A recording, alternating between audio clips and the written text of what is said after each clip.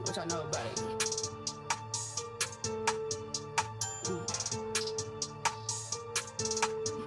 But look, I ain't mad at you. I ain't mad at you. I ain't mad at you. Nah, nah, nah. I ain't mad at you. I ain't mad at you. I ain't mad at you. Yeah, yeah.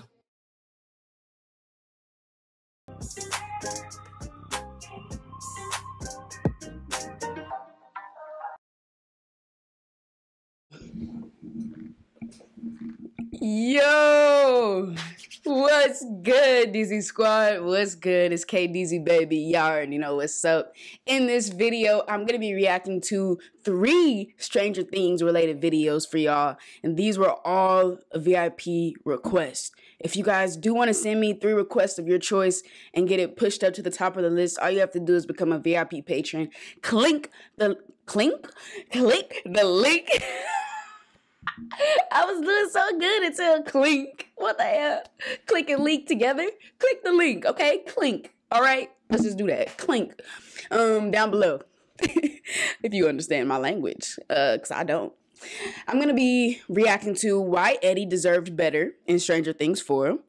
Henry CREEL, VECNA, Stranger Things. And then Stranger Things 11, Last Best Hope. So, shout out to, of course I gotta give the shout out, like of course, Caden. Shout out to Caden. I really appreciate these requests. I hope you enjoy my reaction to your requests, for sure. But yeah, I really appreciate you for becoming a VIP patron. Alright, you guys, I'm gonna like this video. Make sure you guys like this video for more Stranger Things content, okay? I'm always open and reacting to more Stranger Things because I actually do enjoy it, you know? So, like I said, like, towards the end of the year or in the beginning of next year, I will be trying to kind of get into Stranger Things, like, start reacting to shows. Well, the show, I mean. So, yes, I'm going to get this going.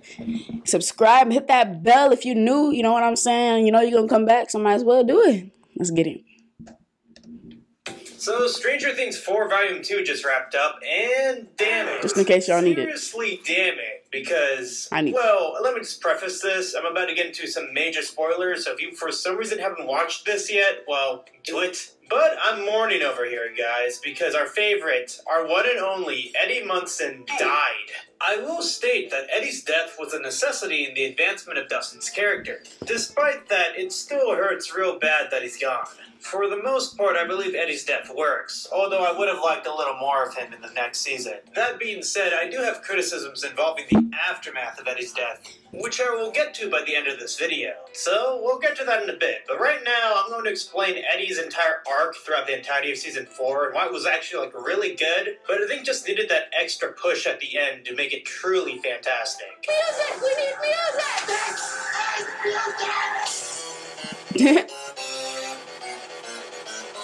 So when we start off with Eddie in episode 1 of season 4, we see him as a leader, and his introduction in general was just as charismatic as it probably could have been. Portrayed by the actor Joseph Quinn, he does a fantastic job enthralling the viewer straight into his character. Like, I have to admit, it took me a couple days to get around to watching season 4 when it first came out, and I kept hearing things about this Eddie character, and like, you know, I wasn't really like super hyped about it. And being the person who was like once like sick of Stranger Things, I was kind of just like unsure about it all. Like, I thought this character was going to be overhyped, but I was proven wrong because I'm stupid and dumb and an idiot, which is why you should subscribe to Wait, what did that say? Because I'm stupid and dumb and an idiot, which is why you should subscribe to Zeepster, because I'm a dummy, but you know, it's kind of funny, so, you know. The entire premise of Eddie is one of nonconformity, being hated by those around him, but being absolutely loved by those who took the time to understand him. Thus, the cafeteria scene in which he's hopping around and referring to various cliques, leading to a perfect introduction of it. You want something freaky?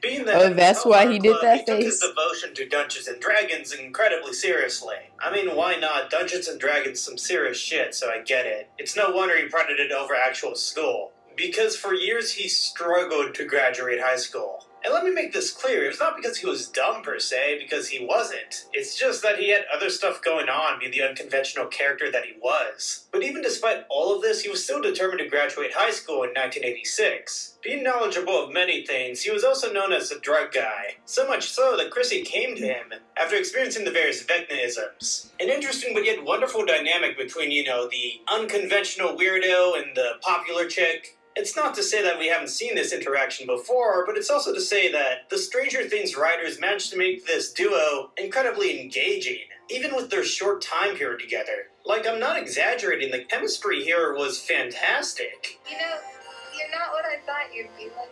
Mean and scary? Yeah, well, I actually kind of thought... See, I like when they do this in, like, shows and movies. Especially, I mean, nowadays, I feel like it's a lot different than it was back, you know... Just like a few years ago, actually.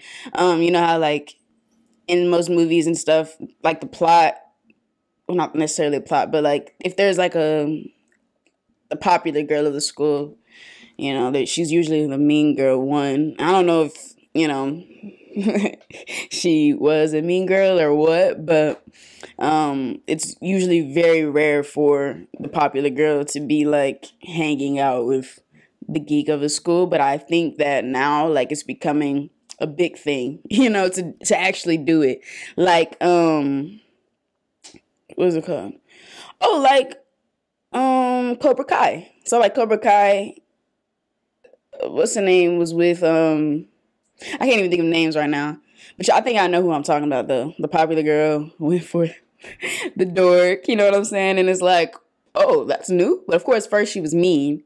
But then she came around. So, I mean, I like how it's evolving. That whole mean girl and geek boy, you know, stereotypical scenario is, like, kind of going away. And it's becoming something different and better.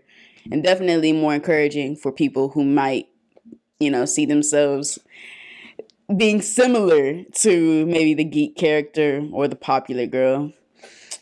I just want to say I like them. Yeah, well... I actually kind of thought you'd be kind of mean and scary too. Terrifying. So much so that the writers of Stranger Things kind of regret killing Chrissy off so early. It's kind of a shame. Well, they killed her off? Because, like, the last, like, traumatic scene between Chrissy and Eddie is kind of like a meme now because of this TikTok song. Chrissy, wake up!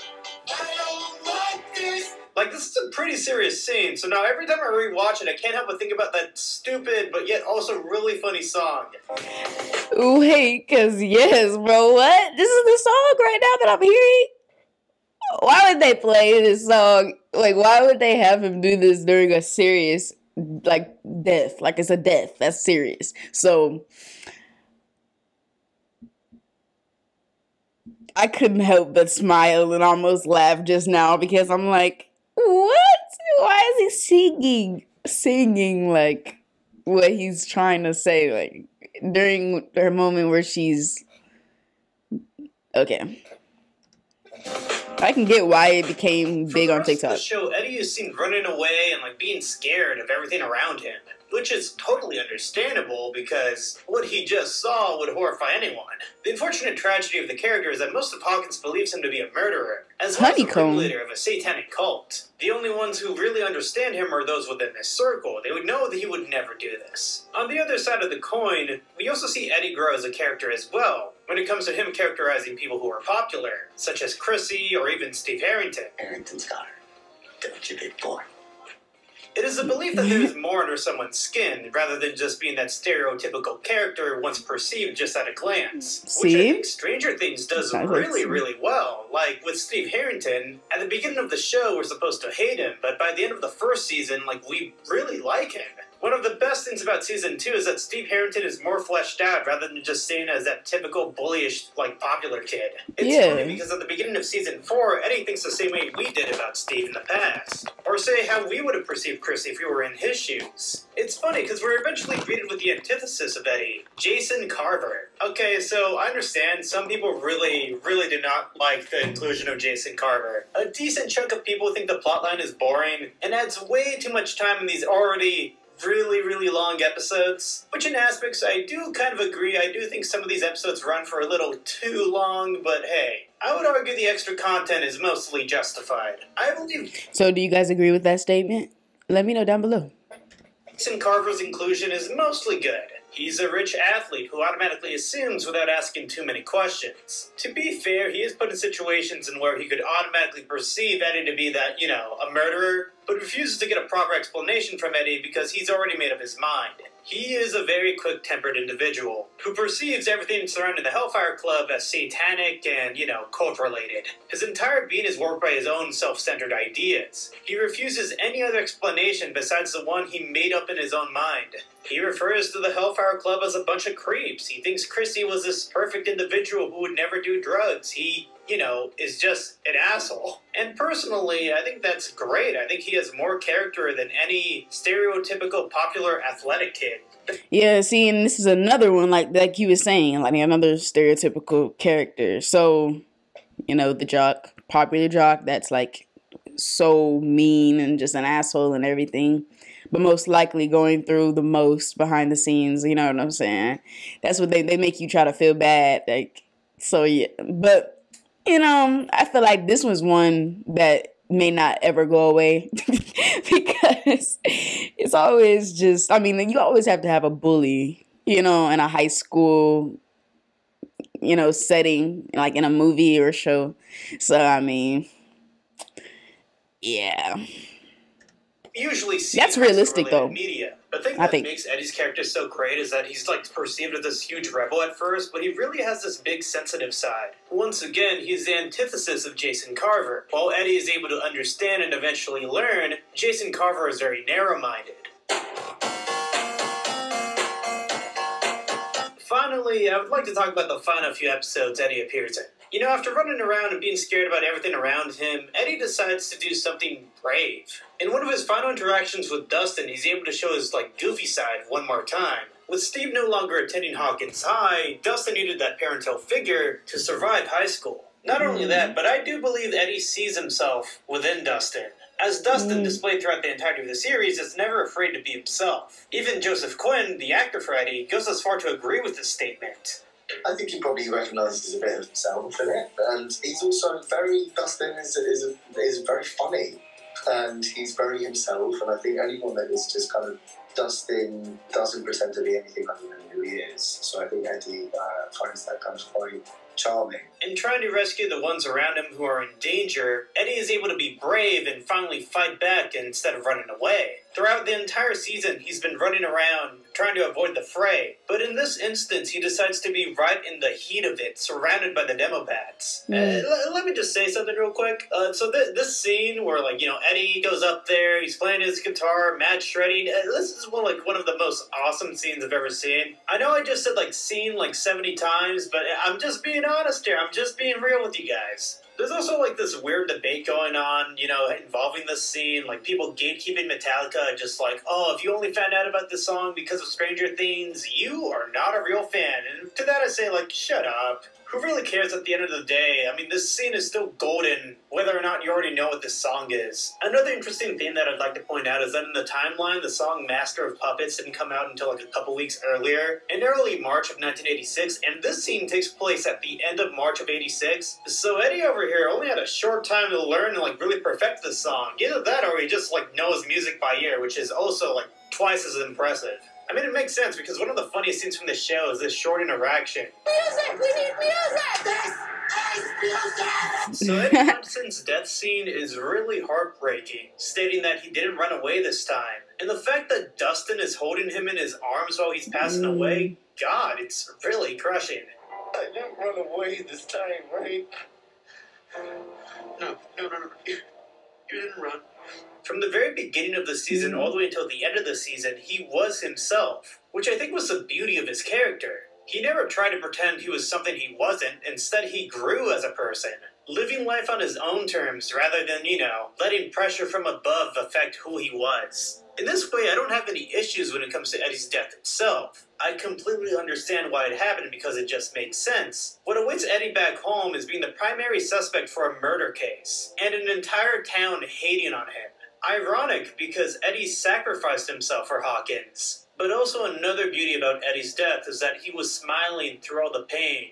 a goofy smile atone to our introduction to him. It is unfair in a way, because Eddie was a genuinely good person, one subject to all the evil surrounding him.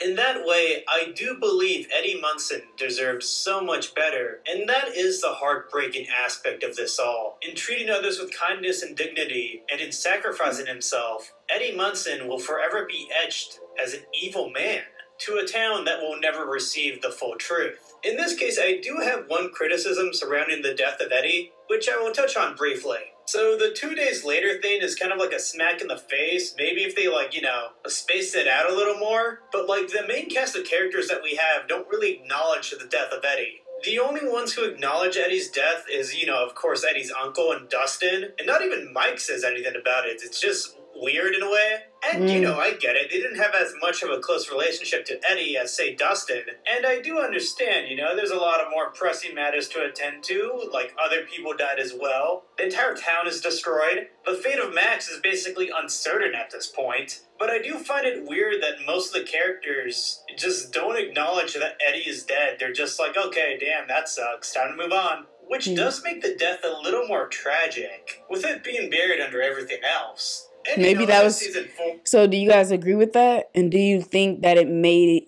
like you think they did it on purpose? Or I mean, it kind of makes sense.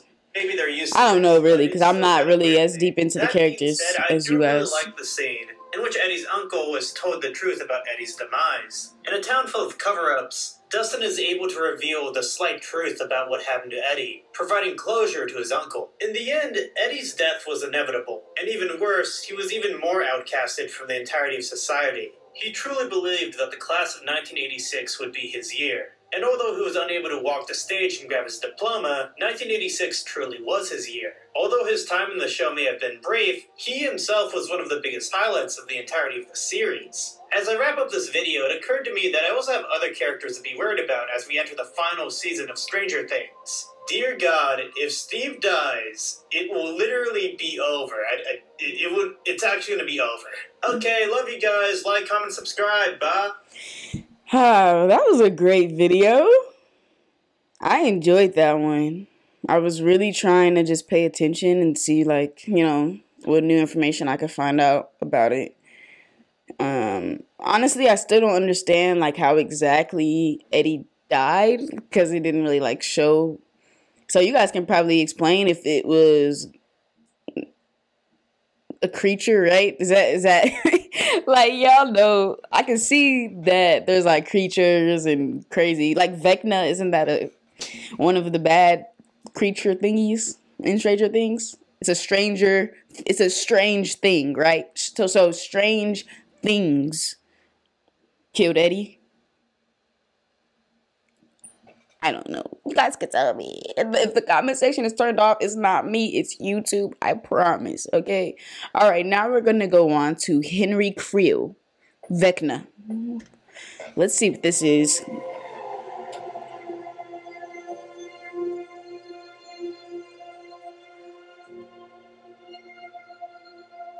What I tell you? Wow.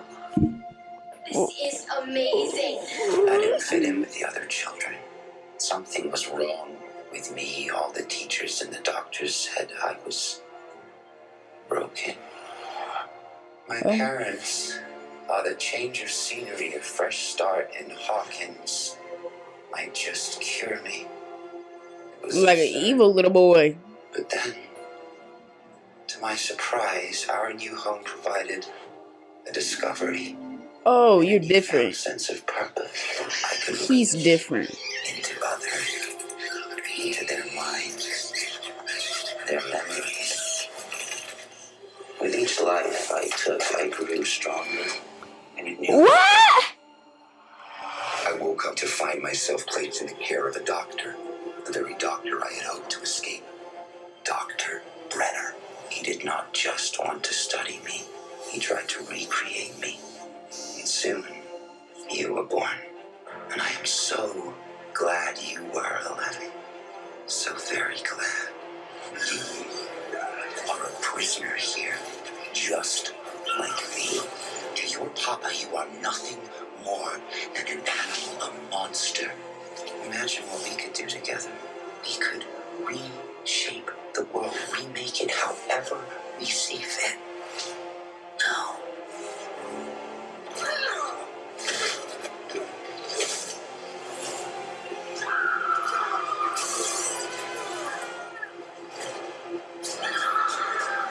There's another world.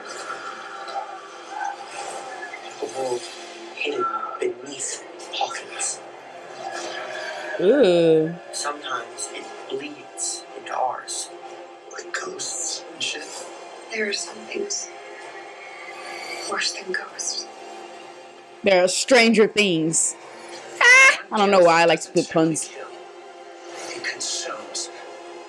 He takes everything from his victims, everything they are and everything they ever will be. Their memories, their abilities. We do not know where he's been. He's lost years. But if he has survived this long, we can only assume that he has grown in strength. To underestimate him would be very dangerous. It was like she was in a trance or something. Or under VECNA's curse. Who's VECNA? So what I'm getting from this is Henry is VECNA? Like, so he turned into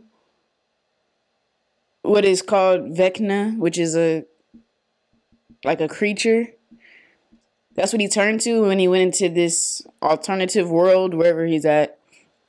Crazy. If you call it hell, shit. I don't know. If you call it, he went to hell, like, turned to VECNA, and that's what's kind of haunting all of the people of this town. I don't know. I'm just trying to figure it out, y'all. I'm trying to put it together, but the way he can just break bones and... There is nothing you can do to stop this now. There was a time when I had hoped to have you by my side. Uh-huh. But now I just want you to watch. Hawkins will burn. Literally hell. And the rest of this senseless broken world. And I will be there to pick up the And he looks ugly. I don't use ugly too much, but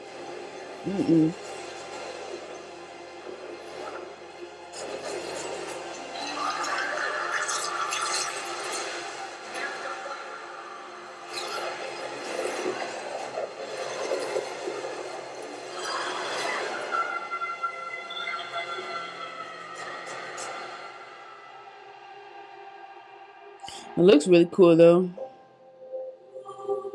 I can feel him. And he's hurt. He's hurting. But he's still alive. And he's not going to stop. Yeah. Wow. Wowzers. Because... wow. Speechless. Yeah, I was gonna say I don't usually say ugly. Like, I don't usually use that word and like to call other people. But that creature was ugly. Okay? Let's put it like that. Alright, so you guys are gonna go to Stranger Things 11, Last Best Hope. Okay, so we're gonna be looking into Millie Bobby Brown's character. It says Last Best Hope, so this should be a cool edit. So far, these been really cool. Shout out to Kaden, man. That's how you said. I'm trying to make sure I said, because that would be crazy if I said, you know, the wrong name, you know? Kaden. Yeah, I was right. Kaden with a K. That's what's up.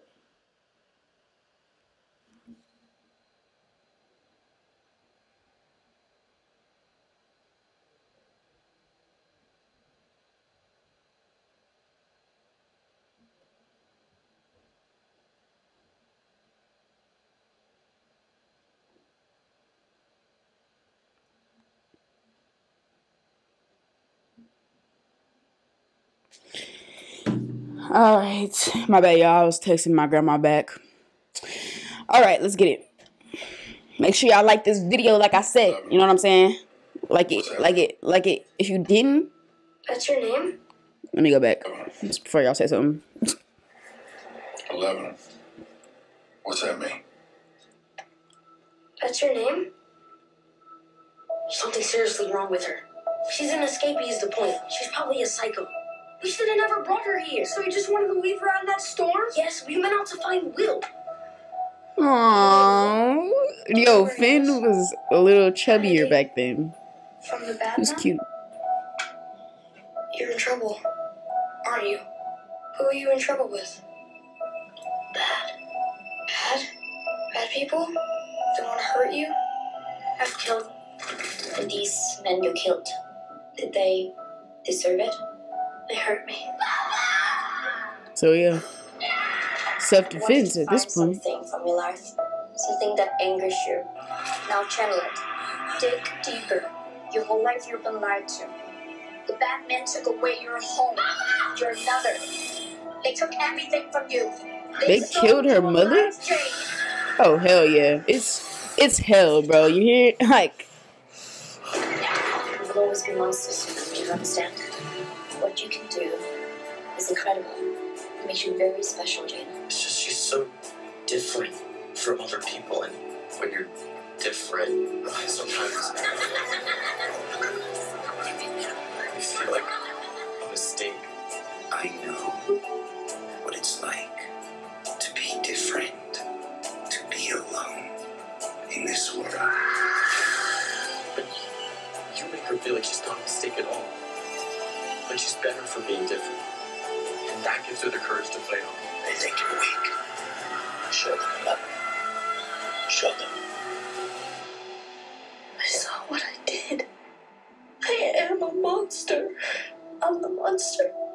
What if I'm not good? What if I'm the monster? I am different. and how did she learn to talk? Like, when did she start talking more? Not learn to talk, but No, you know. you're not the monster. You saved me. Do you understand?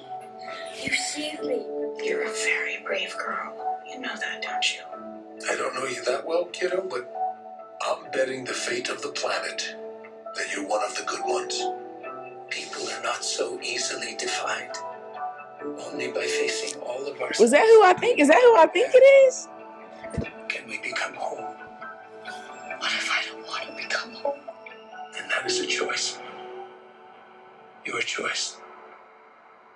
No more. Hawkins is in danger. You have fought this evil before, and you've won. But this evil is like a virus. Each time it returns, it comes back stronger, smarter. I'm afraid your friends at Hawkins are very much in the eye of the storm. They're not the only ones in danger. It's life as we know it. This is why I'm here, because I believe you are our best hope. Okay, so that's why this is the title. So I decided to Okay. play the part. To stop hiding. To use my gifts against those who hurt us. We're gonna make it, Mike. She's gonna be okay. Yeah, I know. I know she is. I just... You're scared of losing her. Just hold on a little longer, okay? He's gone. The bad man's gone. We'll be home soon. Promise. Promise. I'm just Aww. without everything. Every time I see them when they were younger, bro. What is friend? A friend Is someone that you do anything for. I'm sorry, but I have to go back. My friends are in danger. We missed you. Aww. And Max, I forgot about you. Like, 11? Just hold on a little longer. Will, just hold on a little longer. There's nothing for you back there. They cannot save you, Jane. No. But I can save them. For the first time in a long time, I started to feel things again.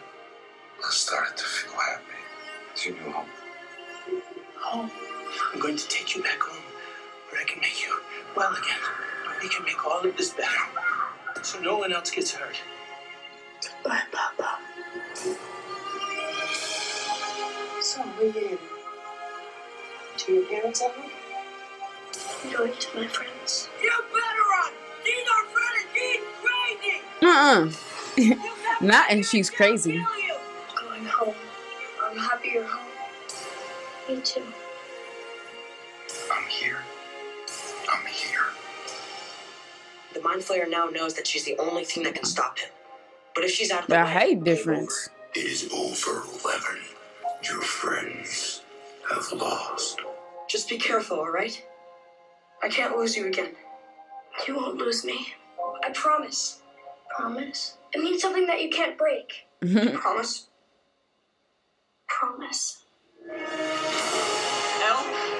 I don't know if you can hear this, but if you can, I want you to know I'm here. So basically what I'm getting from this is Elle is that bitch. You're she been helping save everybody. I love you on your bad days. I love you with your powers. I love you without your powers. I love you for exactly who you are. You're my superhero. You're a good people, brave friends who have helped you fight your battle in the past. But they alone can't win this war. Not without you. Elle, do you hear me? You need How do they get fight. to that place though? How do they get to hell? Fight. I love you. Fight. Fight. You and your friends believe you have won. But this is only the beginning. The beginning of the end. Beginning of the Gonna end. stop. Ever. Not until he's taken everything and everyone. We have to kill him. And we will.